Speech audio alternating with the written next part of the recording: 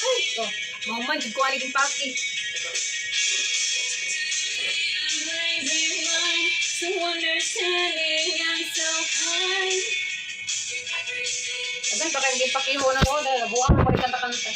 Last day na nga pala namin ngayon para sa pag-i-impake. Kaya kailangan ko na talagang matapos to lahat. First time ko nga maranasan itong ako mismo ang nagpapake. Kailangan ko talaga isa-isahin yung mga gamit. Isa lang talaga ako nagpapak ng mga gamit dahil nasa trabaho sila amo. Hindi pala siya madali. Nakaranas naman ako ng ganito nung nasa Saudi ako. Naglilipat din naman mga amo ko nung nasa Saudi dahil hindi rin naman sila residente doon. Pero company kasi lahat ang gumawa. Kahit sa pagbabalot, kahit sa pagtanggal ng mga gamit mula kusina, lahat. Wala talaga akong ginalaw. Kahit yung mga damit ko at mga gamit ko sa kwarto, sila na rin nag-ayos papunta sa box. Kaya naman inabot na ako ng ilang linggo sa kaka-impake dito mga ante. Syempre sinisikap ko din na wala tayong masirang gamit as much as possible. Mamaya magbayad pa ako, kulang pa yung sasahurin ko. Hindi naman ganun kadami ang babasagin dito, pero syempre nag-iingat pa rin naman ako. Maya-maya nga ang text ni amo, kaya hindi ako makafocus. Ayan na, nagbumuka na tayong bruha.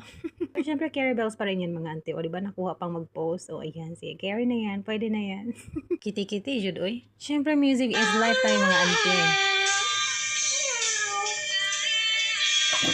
Will come true? Impossible not to do. Not to do. You have my heart, so don't hurt me.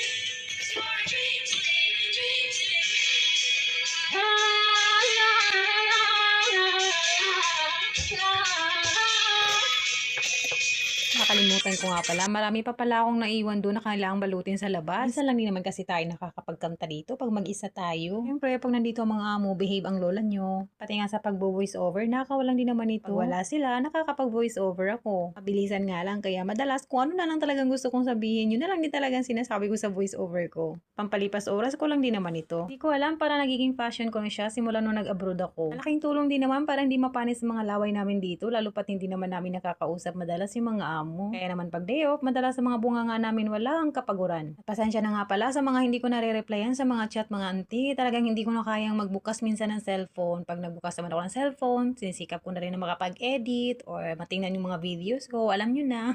Kaya kahit family ko, hindi ko na masyadong nare-replyan pag nag-chat sila. Pabalik-balik na nga lang pala ako dito sa kusina. Ang dami kasi mga gamit na hindi ko pwedeng ipagsama. Lalo na yung mga hindi naman nila ginagamit. Kaya mas sinisiparate ko sila ng box para at least alam ko yung mga hindi kailangan gamitin pagdating namin sa kabilang bahay. Sinisiparate ko talaga yung mga box na kailangan namin buksan kaagad kapag lipat na namin. Lalo pat napakaliit nga ng bahay na lilipatan namin. Ngayon pa lang namumblema na ako kung paano ko talaga pagkasyahin ko kung saan ko isisiksik yung ibang mga gamit. Nakatambak lang naman kasi. Nakapaglinis na nga naman ako dun sa bagong bahay